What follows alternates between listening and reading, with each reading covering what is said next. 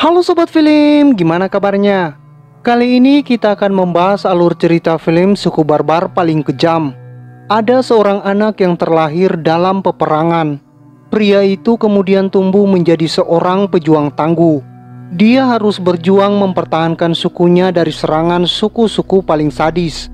Oke, tanpa banyak basa-basi kita masuk ke alur ceritanya.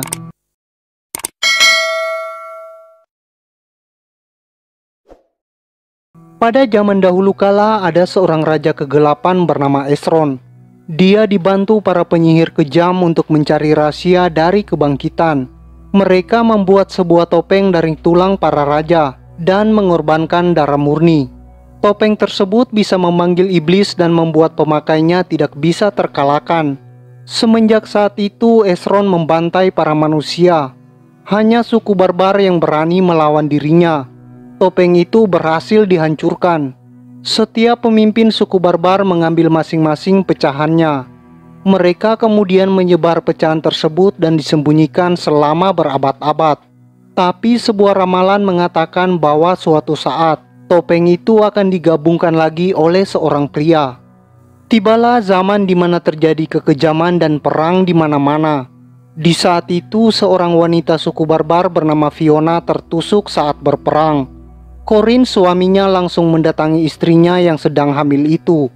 Fiona kemudian memohon untuk melihat anaknya sebelum ajal menjemput dirinya. Corin pun terpaksa mengeluarkan bayinya. Fiona memberi nama Conan sebelum akhirnya dia meninggal. Kemudian terlihat Conan sudah tumbuh besar. Pada saat itu para anak muda dari sukunya sedang melakukan ritual suku barbar. Masing-masing mulut mereka diisi dengan sebuah telur puyuh. Kemudian mereka disuruh berlari mengelilingi lembah. Mereka harus membawa telur itu tanpa memecahkannya. Bagi yang berhasil melakukan tantangan tersebut, maka dianggap sudah dewasa, kemudian berhak untuk ikut perang. Para pemuda itu berlari di sekitar wilayah musuh. Kebetulan musuh mereka sudah mengintai di sana. Semua pemuda itu memilih untuk mundur dan kembali ke desa. Tapi dengan keberaniannya Conan justru menantang suku liar itu.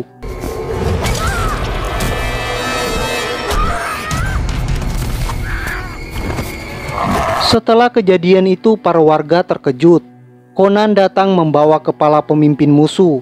Corin sendiri tidak menyangka anaknya bisa melakukan itu. Suatu malam Corin melihat Conan yang sedang berlatih. Kemudian dia mengajak anaknya untuk menempa pedang. Corin mengajarkan bahwa pedang suku barbar jauh lebih kuat. Ini karena ditempa dengan api dan air es. Setelah pedang itu jadi, Corin menggunakannya untuk melatih Conan. Tapi di sini Corin melihat bahwa Conan tidak bisa menahan kesabarannya. Corin pun menyimpulkan bahwa Conan belum siap untuk memegang pedang itu. Conan pun terus berlatih keras. Pada suatu hari pasukan musuh datang ke desanya. Conan mengikuti mereka dari belakang. Pasukan itu menghancurkan desa Conan. Di sini diperkenalkan sosok Kalarsim. Dia memerintahkan pasukannya untuk membantai semua suku barbar itu. Sementara itu Conan berusaha mencari ayahnya. Tapi sayangnya Corin justru ditembak panah. Dia langsung dibawa ke hadapan Kalar. Di sini Kalar meminta agar Corin tunduk kepada perintahnya. Karena Kalar diramalkan akan menjadi dewa. Corin dengan tegas menolak hal itu. Suku barbar tidak akan tunduk pada siapapun. Di situ Kalar meminta potongan terakhir dari topeng yang sudah mereka kumpulkan. Corin lebih memilih mati daripada harus memberikan potongan itu. Tiba-tiba Conan datang dan memotong hidung anak buah Kalar. Corin dan Conan mencoba untuk melawan Kalar dan anak buahnya. Tapi sayangnya mereka gagal. Kalar terlihat sangat tertarik pada keberanian Conan. Kemudian terlihat putri Kalar yang bernama Merik. Wanita itu adalah seorang penyihir yang bisa mengetahui posisi dari potongan terakhir. Akhirnya Kalar mendapatkan keinginannya. Di sini dia tidak mau membunuh Corin dan Conan begitu saja. Conan dipaksa menahan sebuah wadah agar ayahnya tidak terkena besi panas. Kalar meninggalkan mereka di sana. Kemudian terlihat Merik mengambil pedang hasil tempaan Corin. Kalar mengatakan bahwa mereka tinggal mencari darah murni untuk ritual terakhir. Kalar sendiri bertujuan untuk membangkitkan istrinya dari kematian. Kembali ke Conan yang masih berusaha untuk menyelamatkan ayahnya. Corin sadar bahwa salah satu dari mereka harus mati. Dia memilih untuk mengorbankan dirinya agar Conan bisa hidup. Setelah kematian ayahnya, Conan berjalan keluar. Di sini dia memperlihatkan kemarahan yang luar biasa. Kemudian Conan mengembara dan bertahan hidup dengan cara merampok dan membunuh. Dia masih menyimpan dendam kepada semua pembunuh ayahnya. Conan kini memiliki teman setia bernama Arthos. Mereka juga mempunyai banyak pasukan. Conan sengaja melakukan perampokan dan pencurian demi membebaskan para budak.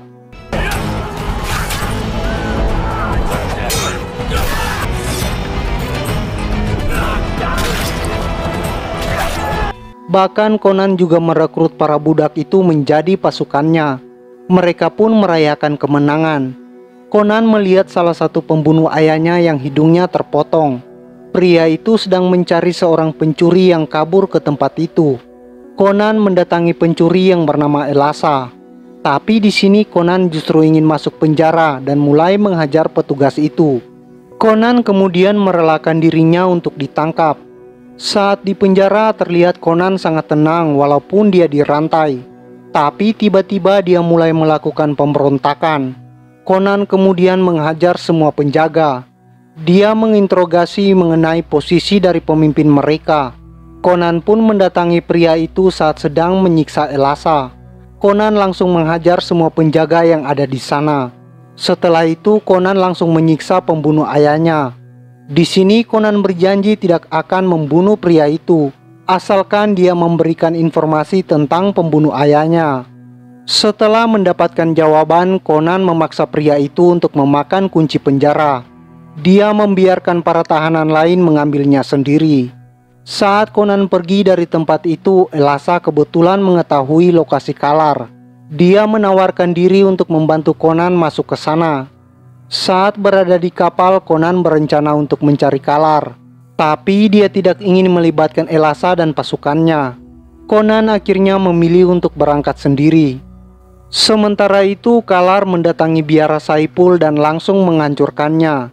Di dalam biara itu, pendeta memerintahkan para biarawatinya untuk bersembunyi di kuil. Seorang biarawati bernama Tamara melakukan perlawanan. Di sisi lain, pasukan pendeta mencuri kereta milik Kalar. Pendeta itu memerintahkan Tamara untuk segera pergi mencari tempat aman. Di dalam hutan, Conan melihat kereta Tamara yang berlogo topeng milik Kalar. Tanpa pikir panjang, Conan langsung mengejar kereta kuda itu. Tapi dia terlihat bingung ketika melihat Tamara berada di sana. Di saat yang sama, salah satu pembunuh ayahnya datang dan menyerang mereka. Melihat pria itu, Conan langsung mengubah targetnya dan mengincar pria itu. Tamara harus berjuang sendiri menyelamatkan dirinya. Conan akhirnya berhasil menghabisi satu persatu anak buah Kalar. Dia pun memperkenalkan dirinya kepada pembunuh ayahnya. Mendengar hal itu, si pria langsung pergi melarikan diri. Conan akhirnya membawa Tamara untuk mengejarnya. Kembali ke biara. Di sini Merrick mencari biarawati yang memiliki darah murni. Tapi tak ada seorang pun dari biarawati itu yang memiliki darah murni. Kalar menginterogasi pendeta. Di sini terungkap fakta bahwa dulu para penyihir diburu bagaikan hewan. Istri Kalar sendiri adalah seorang penyihir. Mereka dipaksa melihat istrinya dibakar hidup-hidup. Pendeta itu mengatakan bahwa istri Kalar sangat berbahaya. Dia pantas untuk dibakar. Mendengar hal itu, Kalar sangat emosi dan langsung membunuh pendeta itu. Kemudian seseorang menginfokan bahwa satu biarawati berhasil kabur. Kalar menyimpulkan bahwa itu adalah darah murni. Berpindah ke Conan.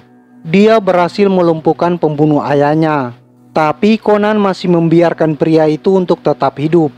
Tamara ingin segera pergi dari tempat itu. Tapi Conan segera mengikatnya karena Kalar pasti masih mencari wanita itu. Pada pagi hari, Conan ingin mengetahui apa yang diinginkan Kalar dari Tamara. Pembunuh itu mengatakan bahwa Tamara adalah darah murni. Tamara sendiri tidak mengetahui hal itu. karena diketahui bahwa darah murni sudah musnah ratusan tahun yang lalu. Saat akan dibunuh, pria itu mengatakan bahwa Kalar sekarang sedang menunggunya. Dia menawarkan untuk mengantarkan Conan ke sana. Mereka bertiga pun langsung menuju ke sana. Sesampainya di tempat tujuan, pria itu menawarkan diri untuk membawa pesan kepada Kalar. Conan menyetujui hal itu. Dia mengirim pesan dengan cara melempar pria itu. Kalar yang sedang bersantai dikagetkan oleh kedatangan Remo. Kemudian Merrick mengambil pesan dari jasad pria itu. Tertulis lokasi di mana Kalar bisa menemukan darah murni. Kemudian berpindah ke sebuah runtuhan kastil. Conan berpura-pura mengikat Tamara di sebuah tiang. Kemudian Kalar ditemani Merrick datang dan menawarkan emas kepada Conan. Tapi di sini Conan hanya ingin membalaskan dendam. Kalar memerintahkan mereka untuk membunuh Conan. Conan harus berhadapan dengan pasukan pasir dari kekuatan sihir Merrick.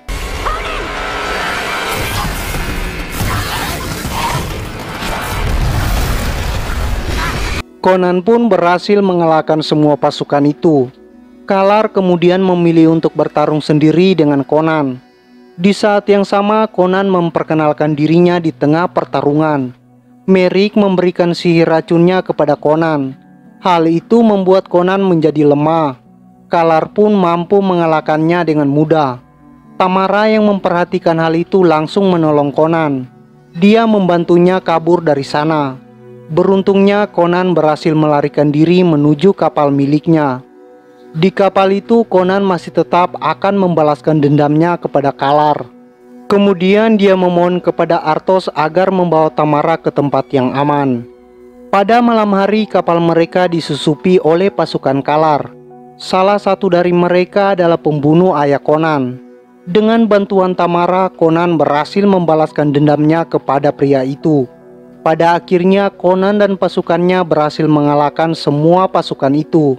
Kemudian Conan berpamitan pada semua awak kapal. Dia melanjutkan perjalanannya sendiri. Arthos mengetahui kalau Tamara mulai menyukai Conan. Dia menyarankannya untuk mengantarkan peta milik Conan yang tertinggal.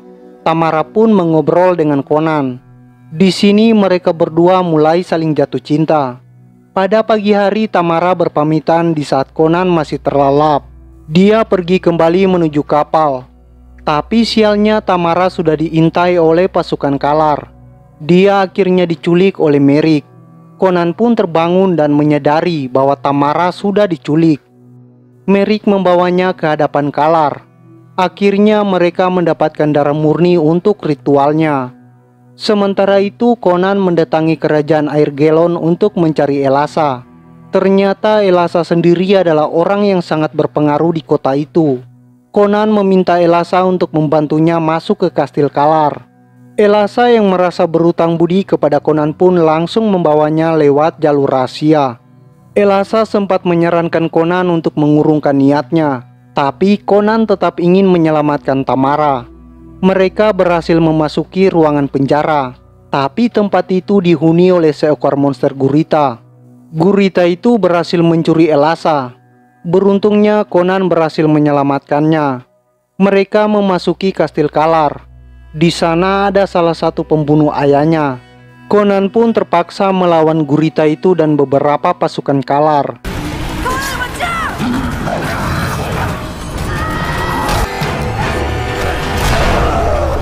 Di situ Conan berhasil membunuh pria itu dan berhasil menyelamatkan Elasa. Kemudian mereka melanjutkan perjalanan. Mereka melihat Tamara sudah dibawa menuju Gua Tengkorak. Di sini Conan berterima kasih kepada Elasa dan pergi meninggalkannya di sana. Conan bergegas pergi menuju Gua Tengkorak.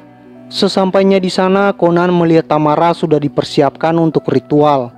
Conan langsung menyusup dan membunuh salah satu penjaganya.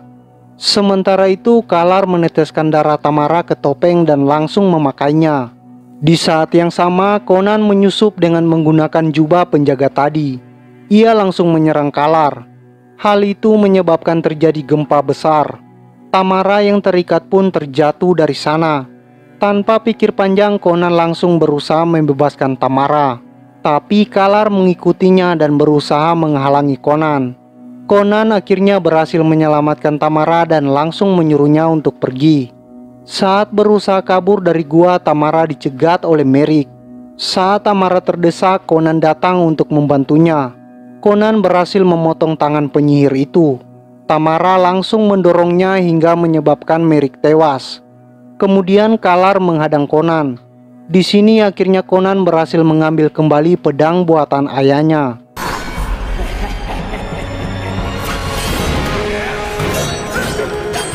Conan berhasil menjauh dari Kalar. Sementara Kalar menyaksikan jasad putrinya. Kali ini dia sangat marah kepada Conan. Saat mereka mencoba kabur, tiba-tiba Tamara terjatuh karena kayu yang sangat lapuk. Conan berusaha menahan Tamara yang tergantung di sebuah rantai. Di saat yang sama, Kalar datang dan dia langsung memanggil nama istrinya.